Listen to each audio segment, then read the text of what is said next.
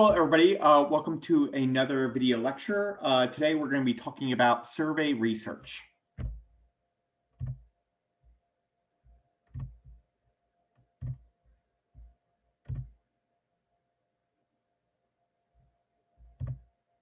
Okay.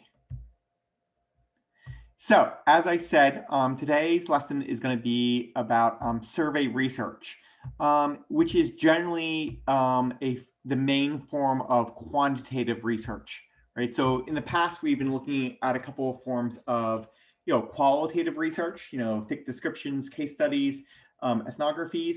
Now we're shifting gears a little bit, and we're going to be talking about quantitative research in the form of survey research and questionnaires. So today we're going to be I'm going to be giving an overview of what surveys are. Then I'm going to be talking about survey error, right? So how, in some sense, what are some of the problems with surveys, or how surveys can be inaccurate, and then how you can, knowing these inaccuracies, how you can kind of defend against them or make sure that your survey is as accurate as possible. And then I'll be talking about some guidelines for asking survey questions. How do you ask a good question in a survey? And then in the end, I actually want to show an example of a survey that's been going on for about 50 years now, called the General Social Survey, or sometimes shortened to the GSS. So it's a survey that's often used within sociology.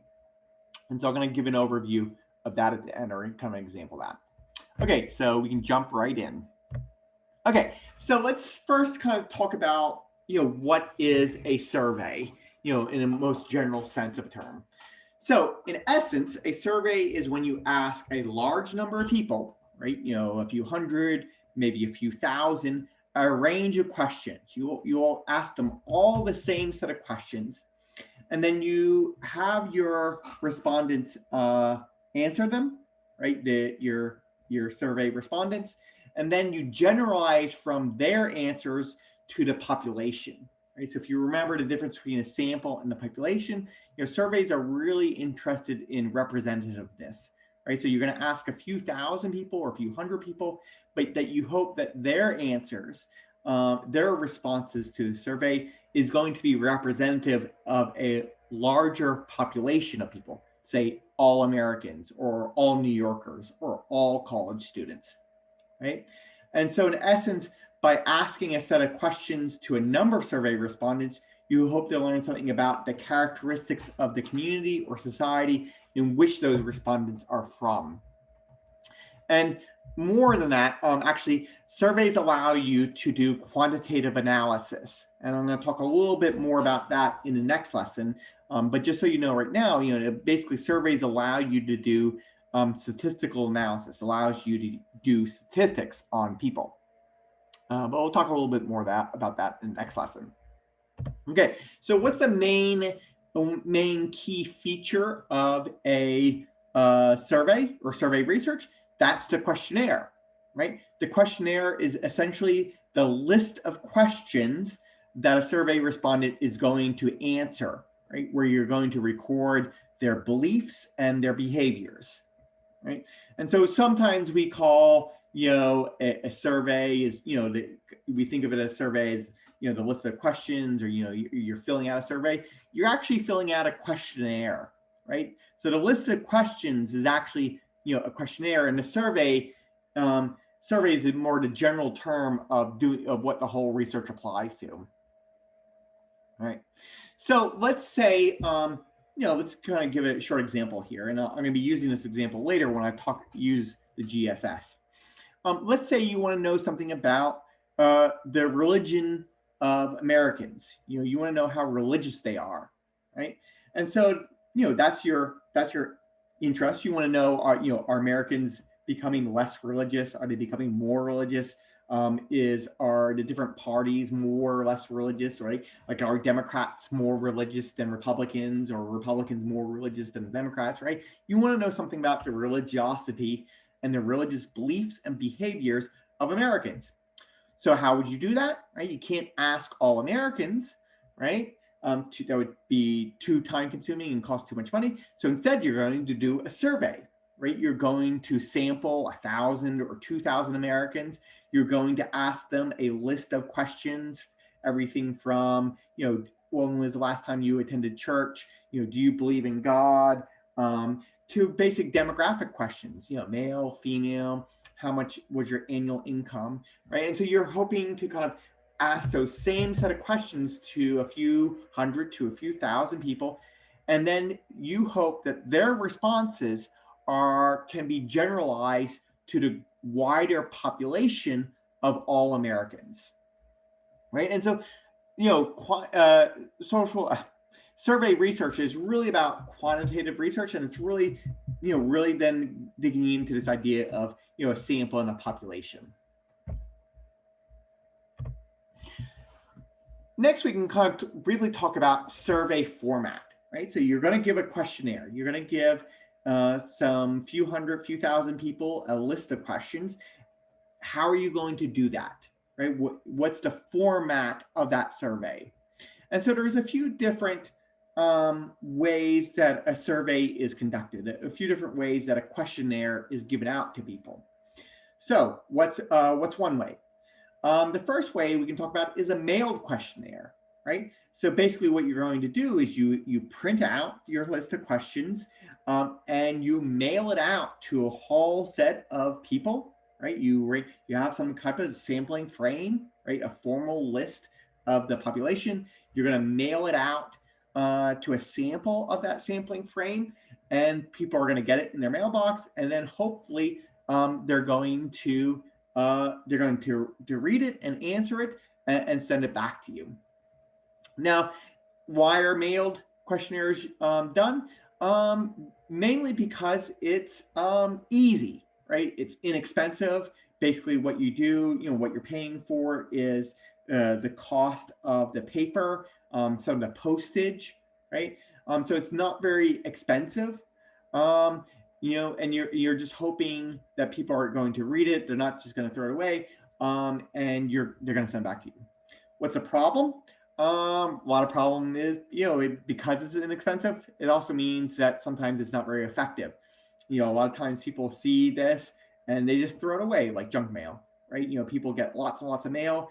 They're not going to even bother looking at your envelope, and they're going to see it and just throw it away in the trash. If they do even recognize it as a survey, they have no real enticement to do your survey. Surveys can sometimes be boring to do. You're asking somebody to give them 20, 30 minutes of your time. Why should they do it? They don't have to. They're going to throw it away. So it's inexpensive, but it also means that you're not going to get that many people responding. Right? All right, what's a better way to do it? What's a better way that's kind of more effective, but then is going to be a bit more pricier? Now you're going to do interviews. So if you remember back to the lesson of interviews, now it's not a qualitative interview. Now it's a quantitative structured interview, right? Now you're going to have somebody who's the interviewer is going to read through a list of questions, right? And there's two ways that this interview can be done. It can be done over the phone or in person. So over the phone, right, you have the ability to randomly dial a series of phone numbers, right? People, you can just randomly generate phone numbers and, get people to just kind of call, over and over and over and over again. Right? It's called random digit dialing, right? And so here it's good because if you get somebody on the phone, they're there. And then you have an interviewer who says, hey, do you want to do this survey? It would be really great if you can help us out. It won't be so much time. And so now the survey respondent feels a little bit more pressure to do it, right? There's a human contact, human relationship. It's harder to say no to a person on the phone than it is to throw away a piece of mail. So in phone, right, you're having a person call a person, lets them understand the questions, puts a little bit of social pressure for them to actually do it, so it's more effective. However, a lot of people will say no, right? Even if you're calling on a phone, people get called on the phone a lot. somebody's not even going to pick up, they don't recognize the phone number, they're not even going to pick up the phone, right? And so, even more effective than a phone interview is an in-person interview, right? So you actually have somebody go to somebody's house, right? Knock on their door and say, hey, could you fill out this, could we interview briefly for the survey, right? Now it's harder to turn that person away, right? They've come to the door, they're standing right in front of you. It's harder to say no, right? So, your response rate goes up, more people will respond, but it's more time consuming, it's more costly, right? Now you gotta pay for people to go door to door, right? It's just slower to do, right? You get a lot less interviews done in person than you do, over the phone. So it's going to be more slow, and it's going to be, not as effective, it's going to be more costly and slower. But if you can do it, if you have the money and the time, it's much more effective, right? Lots more people will respond. And and you can the interviewer is there to check to make sure the person is understanding and responding to your questions. This will come up a little bit later when we talk about non-response error. Okay, so we got mailed interviews, mailed surveys, mailed questionnaires, questionnaires over the phone, questionnaires in person. The last form of questionnaire that has become possible in the last 15 to 20 years is web-based surveys, right? Surveys done through the internet, right? So now you can email people, right? You can direct them, they fill out the questionnaire in their email, or you direct them to a website. Main advantages of this is it's cheap. It's really cheap. You can get a large number of people. You can do it internationally, right? You're not costing you much money. You don't even have to print anything out. All you have to do is have a website, and so it's really cost effective. Again, the problem is getting people to respond. People will click delete on your email more than they will even throw away a letter into the trash, right? And a lot of times the email won't even get to them. It just goes straight to a person's trash folder or spam folder. So again, it's cheap, but because it's cheap, there's problems getting people to respond. But essentially the idea of a survey research is you want to ask a large number of people the same set of questions, and you hope that their answers are going to be representative of a larger population. The list of questions you're going to give these people is called a questionnaire, right? That's what they're actually holding in their hands if it's mailed to them. There's different formats: mailed, in-person interviews, over the phone interviews, and now web-based surveys.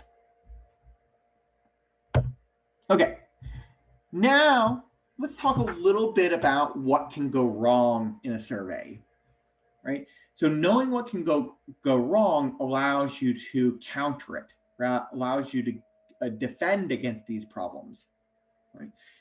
And so these are, what we're going to do is talk about 4 different types of error, right? And actually what you're going to find is some of these errors you've seen before in the class when we talked about sampling, right? I'm gonna go over them again, but it might sound, hopefully will sound familiar because we've covered a couple of them already, right? And so the goal of your knowing these errors is to reduce them as much as possible, right? If you reduce these errors, then your survey research is going to be more accurate, right? It's going to be more valid, right? And so by knowing these errors, you're able to counteract them and reduce them to be as small as possible. You won't eliminate them, but you can manage them. Okay, so what are these errors? Okay, the first error is sampling error. And so we saw this before in our class on sampling. So if you remember, what's the difference between a population and a sample, right? So the population is everybody, every person that your theory applies to, right? It could be all Americans. It could be all New Yorkers. It could be everybody at SUNY Plattsburgh, right? You have different levels of generalizability, right? So your population is everybody you think that your theory, your research is going to apply to. Your sample then is a subset of that population, a smaller group of that population. Now, what you hope is that your sample is representative, that your sample is similar enough to your population that the answers that your sample gives you are going to be similar to the answers that everybody in the population would have given you. However, the problem is it's never going to be completely the same, right? That there's always going to be a difference between the responses of your sample and the hypothetical response of your whole population. So the difference between that, right? The difference between what your population is actually like and what your sample is actually like is called sampling error. It's the error that's produced because you're going to do a sample, right? So if you remember, the example I used is, let's say that we're doing a research on all SUNY students, right? And we're going to do research about binge drinking. And let's say that, 10% of all SUNY students binge drink, right? They drink 3 or 4 drinks in a short period of time, right? But then our sample is from SUNY Plattsburgh, right?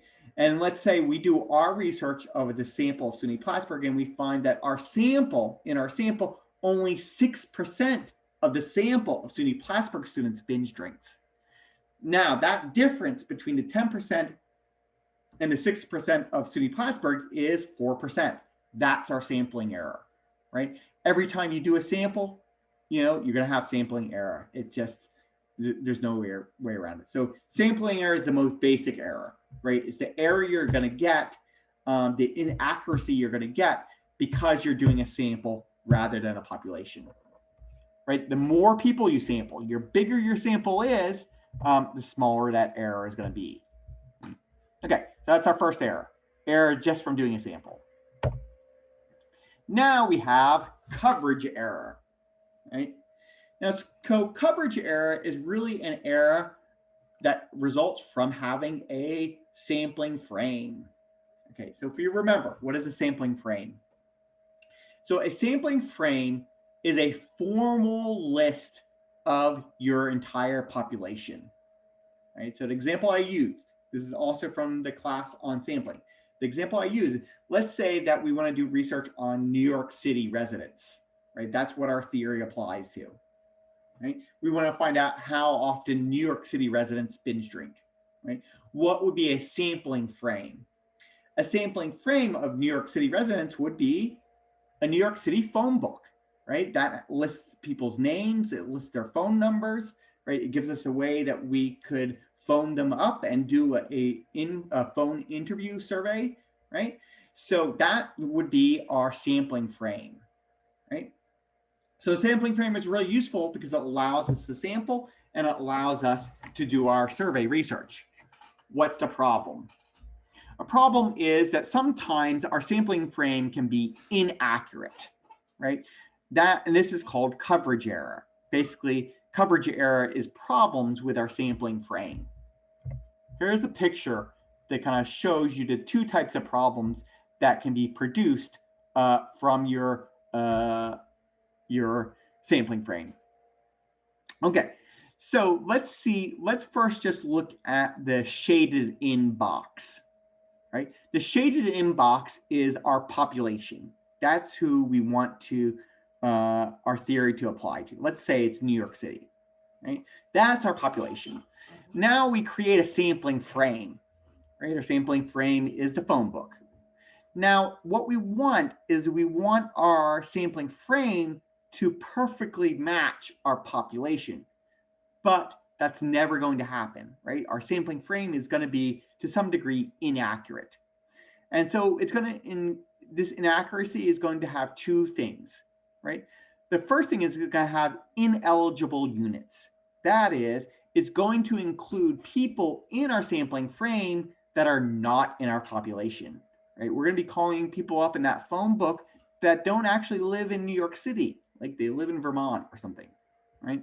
And so they're ineligible, right? They're not actually part of our population. They're in our sampling frame, but they shouldn't be, right? So that's one problem, right? They're ineligible units. They're in our sampling frame, but they're not in our population, and so they shouldn't really be there. The other problem is undercoverage, right? Here it is that they are in the population, right? They live in New York City, but they're not in the sampling frame. And so we can never contact them. We can never even know who they are, right? So these are people who live in New York City, but they're not in the phone book, right? And so there's probably a lot of these people, right? And so that's two problems. That's coverage error, right? Basically problems with our sampling frame, right? Problems with our list of the population that we're going to draw our sample from. Okay, so those two we have covered before. Now we have two new errors that can be part of survey research. So what's another error that's possible? Non-response, right? So non-response error is when somebody gets your survey, right, gets your questionnaire, and they don't respond, right?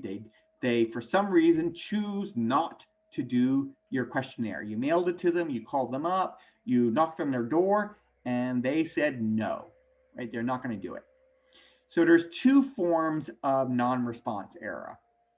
So one form of non-response error is unit non-response. Unit non-response is more serious, right? Unit non-response is when they don't do your survey, your questionnaire at all, right? Unit non-response is they don't even want to do any of it, right? You call them up, they hang up on you, you mail them, they throw the questionnaire in the trash, you knock on their door, they tell you to go away, right? They don't want to take part of this survey research at all, right? So the whole thing is non-response, right? And so now they're just part of the non-response rate, right? Then that's bad, right? You want your non-response rate to be as low as possible. You want everybody to respond. The second problem then is item non-response, right? So this is a little bit different. Okay, now they respond to your questionnaire. They're like, okay, I'm gonna do this, right? I'm gonna take 15, 20 minutes out of my day and I'm going to respond to your questionnaire. And so they start answering the questions. They start ticking the boxes, they start writing in things, they start speaking to you over the phone. But you ask them one question or some question and they skip it. They don't want to answer it. You know, there's something about that question that they don't want to do. So that's item non-response. It's when they don't answer specific items, specific questions in your questionnaire. So, you know, these could be questions about like income. You know, you ask them about, you know, how much did you earn? They don't want to tell you, right? And so sensitive questions, right? Questions about income, questions about drug use, questions about sexuality, the questions that people find, you know, they don't want to tell somebody they don't know, a stranger. These are ones that are going to have more item non-response, right? People are going to not answer it, or it could be because they don't understand, right? They read the question, but they just don't get it, right? And so they just skip over it, or they start getting bored, right? So what people will do is, you know, they'll answer the first 20 or 30 questions, but if your questionnaire is like 50 questions long, those last 10 questions, people are going to just start ticking and they will skip it. They won't even bother, right? Because, you know, they just want to get done, right? So non-response in these two forms is what you're able to do is calculate what's called your response rate, right? What percentage of people responded to your questionnaire, right? So if you send out your questionnaire to like 1,000 people, if 600 people responded, then your response rate is 60%, right? So you want your response rate to be as high as possible. You would like it to be 100%, but it's never going to be, right? Some people are going to not respond. Some people are going to skip questions. A good survey is actually one in which you have a response rate of like 30 to 40%, right? Some phone interviews now, their response rate is as low as 6%, right? So, you know, the real problem is, right, some people are not going to respond, right? The problem is, are the people who don't respond, are they in some way different than the people who did respond, right? Is there a difference between your responders and non-responders? If there is a difference, right, they're younger, they're older, they're more educated, they're less educated, you know, their men are more likely to respond, women are less likely, something like that. If there's that difference, then your survey is going to be less generalizable, right? Because the non-responders are different. Okay, so we got the 3 different errors now. We got sampling error, we got coverage error, we got non-response error. We got one more error to talk about. That is what is called measurement error. So measurement error is when somebody gives an answer that is not accurate, right? So they agree, they're in your sampling frame. That's awesome. They take your questionnaire. That's great, right? And they're answering all your questions. Super great. But now, for some reason, they have answered inaccurately, right? They say they never binge drink, but they do, right? They say they would never drink 3 or 4 more alcoholic drinks, but they did it last night, right? So that's measurement error. When a person, for some reason, gives a false answer, an answer that is not a true reflection of their beliefs or their behaviors, right? It's incorrect. Okay, so now we want to figure out, why would this happen? Why would somebody give us a false answer, right? And you might think, oh, well, because they're not telling the truth, they're lying. It's actually more complicated than that. So what we have to understand is, what is the mental task of answering a survey question? Right? What does a person's brain have to go through when they answer a questionnaire question? Right? And so there's actually a lot going on. You know, it's not as simple, you know, it's not just automatic. So there's 4 steps. So the first step is, somebody has to comprehend your question, right? They have to understand what your question means. Or you ask them about binge drinking, they have to know what binge drinking means, right? They have to know what alcohol means, right? Some of this might seem obvious, but sometimes people will not comprehend. Right? Okay, so first thing is, they have to understand your question. They have to get it. Second is, they have to retrieve that information from their memory, from their brain, right? You know, they understand the question, but can they have an accurate recall of of the information in their brain, right? Okay, they can. Now what they do is, they have to make an estimation. You say, you know, in the last week, have you binge drink? Have you had 3 or 4 more drinks? You know, they have to estimate. They have to say, okay, well, I had 1 drink on Wednesday and I had 2 drinks on Thursday. I guess that's 3 drinks, or, you know, you're asking them to make some calculations, some, you know, basic mental mathematical calculations, right? But they have to do that.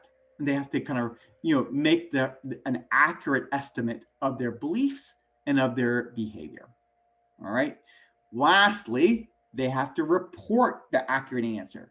Right? They get all the way to knowing what the answer is. They comprehend the question. They retrieve it.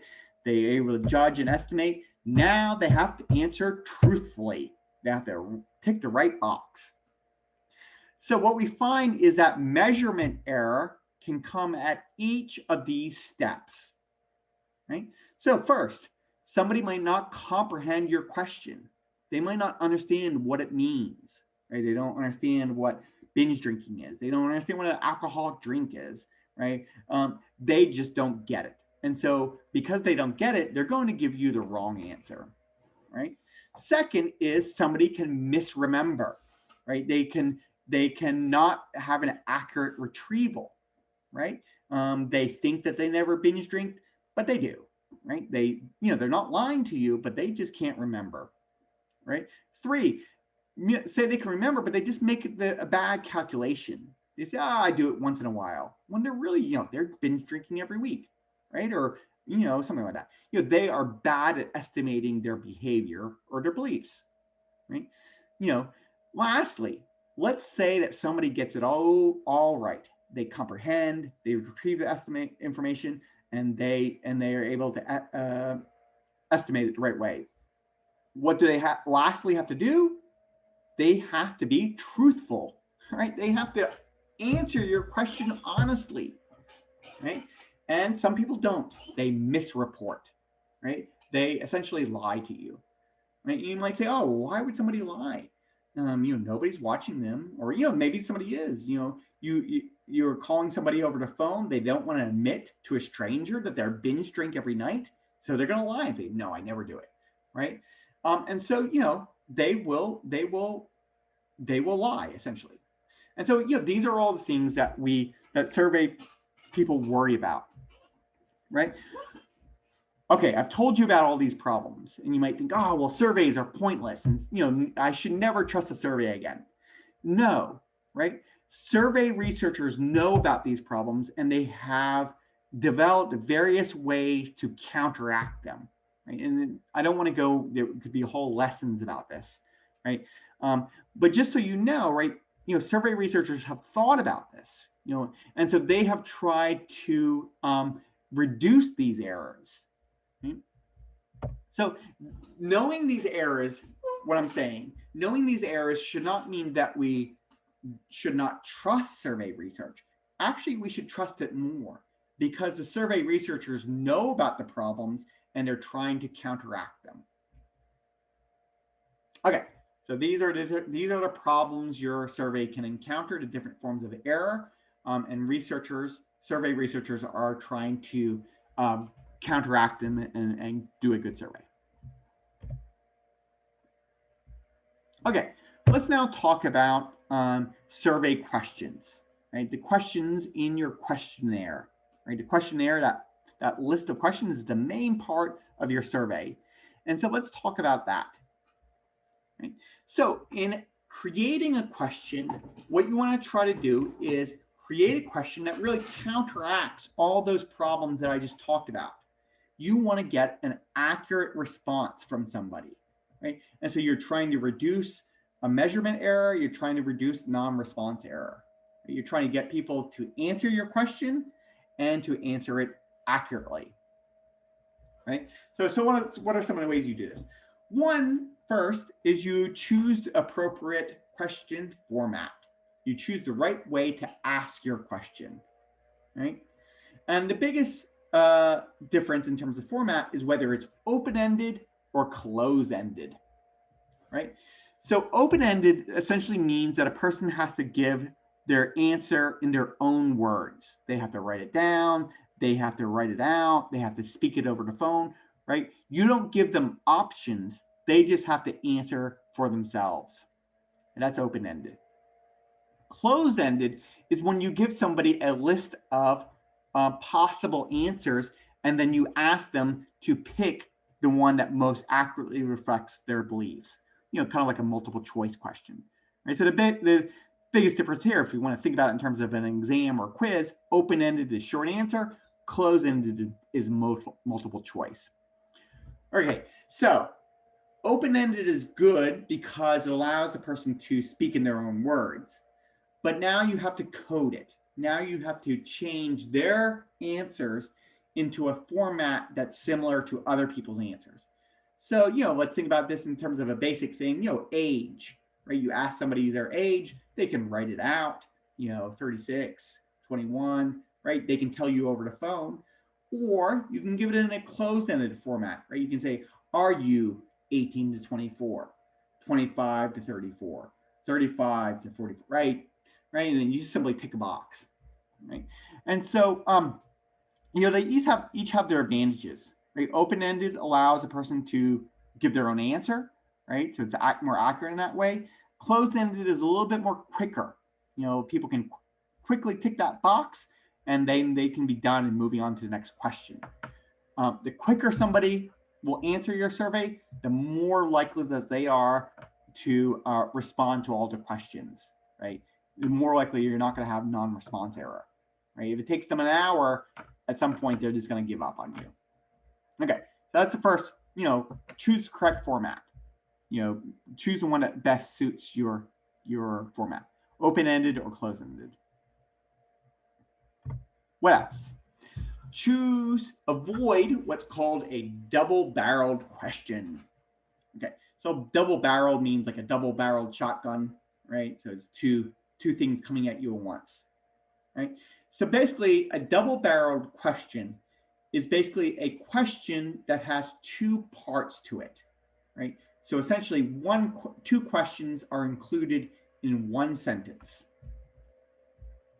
Here's an example, right? Have you been to church this month, and did you like going? Yes or no, right? So what's the problem here? And the problem here is that somebody could answer yes to the first question and no to the second part of the question, but that you're forcing them to answer yes or no, right? And so you're basically creating measurement error, right? You're creating a problem in which a person can't accurately answer your question because you're putting two questions in one sentence. So what do you do about that? Don't do this. Just ask two questions, right? You have one question that says, have you been to church this month? Yes or no. Then you have a second question that says, if you went to church this month, did you like going? Yes or no. Right? So don't have double-barrel questions. Split them up into two questions. Third, your questions should be clear and objective, right? Your questions should should be comprehensible, right? So, that comprehension level, right? A person should be able to kind of just get your question and be able to answer it, right? And be able to understand what it means so they can answer it accurately.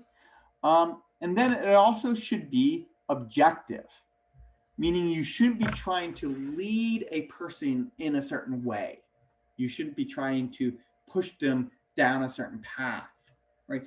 If a person guesses the answer that you want, they will give you that answer, right? But you don't want an answer that you want. You want an accurate answer. You want the answer that the person actually thinks or actually the person actually does, right? So for example, imagine you ask this question. Everyone knows that going to church makes you a better person. When was the last time you went to church? This is a terrible question, right? It's incredibly biased, right? You're forcing a person to answer that they went to church when they didn't, right? You're telling them good people go to church, so they're more likely to tell you that they went to church when they didn't, right? You're forcing them to misreport. You're forcing them to misremember, right? You're creating a whole host of problems. So you want your question to be objective. Just ask the question. Don't try to lead the person to an answer.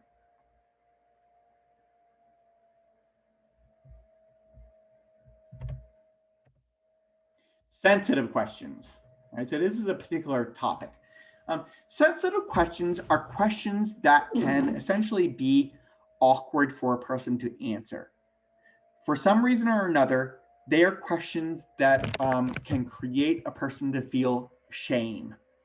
And so if a person feels shame, they will either not answer the question or they will misreport, right? They will give you a false answer, both bad, right? And so these are questions, you're asking questions about socially shameful behavior, such as drug use, prostitution, other things, deviant behaviors, all forms of deviant behaviors. These are questions that are going to be sensitive because a person may think they shouldn't answer, they should give you a false answer, right? So what's a way to deal with a sensitive question? One way to deal with it is you ask an open-ended question, right? So rather than forcing people to pick a box, you just force them to answer in their own words. That way, they're more likely to give you an accurate answer. Another way is you kind of give them a preamble, right? So imagine we ask this. In the previous year, have you ever physically abused your wife? Okay, this is a sensitive question, right? people who abuse their wives are probably not going to want to admit to that, right? And so we have to figure out a way to ask this question so that people will answer it accurately. We want to know from people who do abuse their wives that they do it, right? And that's a hard thing for people to admit. So we have to make them more comfortable, right? We have to give them what's called a preamble. So we could say something like this. Sometimes even couples who are happily married get into physical arguments. In the previous year, have you ever had an argument where you physically struck your wife? Right? So now we're trying to make the person feel more comfortable, right? We're trying to say, oh, okay, this can happen. Have you done such a thing? Right? And so the preamble makes deviant behavior appear more acceptable. Right? So that's one way to do it. One more way is you ensure the person anonymity. You say, okay, look, remember, you're completely anonymous. Everything you tell me is confidential. I'm not going to report you to anything, right? I just want your accurate answer. If a person knows that their question is anonymous or confidential, they're more likely to be accurate if you're asking them sensitive questions. So interestingly, this means that some questions are better to do in some formats, right? Sometimes it's better to ask sensitive questions through the mail or through a web-based format than in person or over the phone, because then a person doesn't have to talk to a live human. They don't have to admit their deviant behavior to another human who's actually talking to them, right? So sometimes it's an issue of choosing the correct format, right? If you're asking sensitive questions, you want to create a format that's more distant, right? Where the person can feel more anonymous. Okay, so that's some basic guidelines for how to answer a survey or how to conduct a survey. Actually, what I wanted to do now was I wanted to give you an example on the internet of sociological survey. And so the most famous and well-known survey used in sociology is what's called the General Social Survey. It's run out of the University of Chicago, and it's been run since 1972, right? So it's been run for a long time. It asks, it's a national survey, right? So it covers the whole American population, and they have a really good response rate, like around 75 to 78%, right? Partly because they use in-person interviews. So they actually go to people's door and they actually knock on it, and they get people to respond. So it's really, it's a really well-conducted survey, and they have a high response rate, and it's been going on for a long time. And so what you can do is you can track trends over time. And lastly, all this information is freely available. Right? Anybody in America can access this data and see the questions that are asked. So let me give you a little bit more information. Let's look at the General Social Survey a little bit. So the first thing we can say is look at what's called the Codebook. So every survey has a codebook.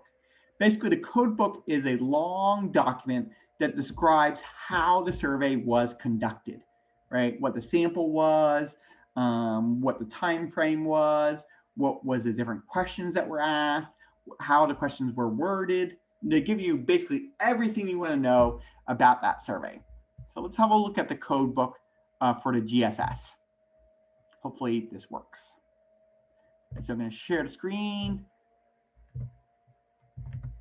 Okay, so here we have the Codebook for the General Social Survey, right? And so basically it's a long document, about 1,000 pages long, where it just describes everything about the survey.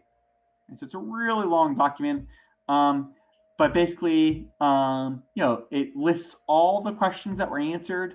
It gives you an introduction. It gives you, how it was conducted. Starts asking you questions, right? And then just really kind of all the data, right? 1,000 pages long, right? And so people use this Codebook to basically look at information. right? So let's see an example of a question. So let's say I want to know how often are Americans going to religious services? How often are they going to church? So I can look at a question like attend, if I can get to it. Okay, attend. Right, so here we have a question that's been asked for the last 30 or 40 years. Right? How often do you attend religious religious services? Okay, so we have different lists of questions. So this is closed-ended, right? So you say, never, once a year, several times a year, every week, right? And so we can see here's the raw data for everybody for each one of these years. So what's great is now all this stuff is online. And so to show you kind of what you can do with this stuff, like hopefully you can go see the actual website, right? Right, so here's the General Social Survey. All right, here's the website for it. Tells us all about the survey, tells us how it's done, gives you some documentation, all this great stuff, and allows you to look at the different questions that are asked by people. Right. So let's go back to this question that we were just looking at. How often do you attend a religious service? So we can see this in different ways. Let's look at every week. Okay, this is the number of Americans who go to church or some other religious service every week, or say like once a week, right? And so this is what we see about Americans over time from 1972 all the way to 2019. Right? And so we see a little bit of up and down, but a small trend down, right? Used to be maybe an average of like 25%, and now it's gone down to an average of like 17%, right? What's more interesting is actually, let's look at the responses for never going, right? The percentages of Americans who now never go to church, not even once. Right? What do we see?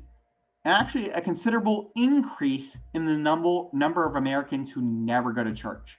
Right? 1972, it was about 9% of Americans never went to church. Now in 2019, that's gone up to 30%.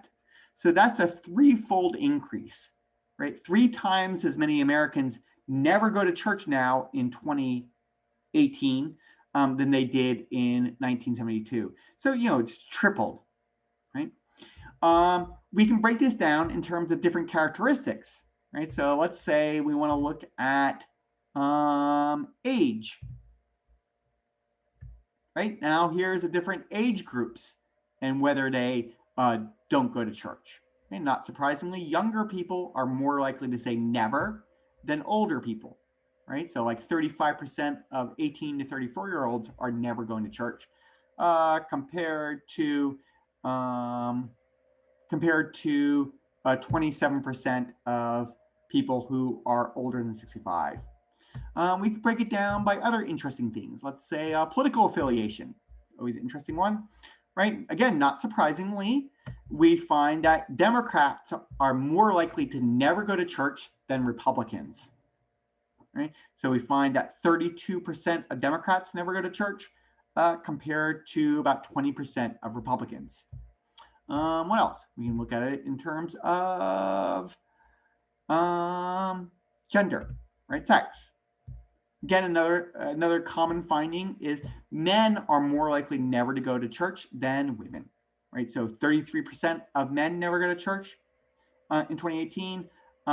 Whereas 27% of women never go to church. So you have lots of these things, and anybody can go to these websites and look up questions, right? This is raw data about social beliefs and behaviors. How was this data collected?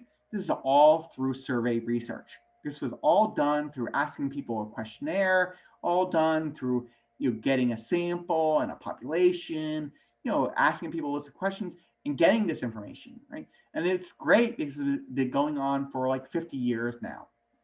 And so this survey research is incredibly important. it really allows sociologists to find out a lot of information about society. All right, let's go back.